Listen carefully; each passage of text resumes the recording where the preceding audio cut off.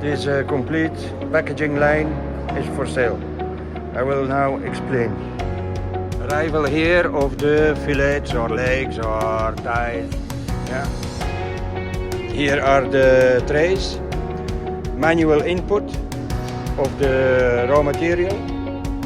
The trays are going this side. Here you can add marinade. Pump, yeah, for the sauce. The trays with the legs or the raw material and the marinade arrive, and they go through this tray sealer, Mondini.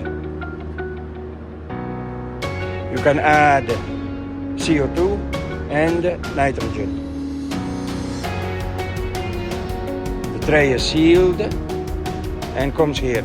This is weighing and labeling. Maybe this is labeling too, yeah.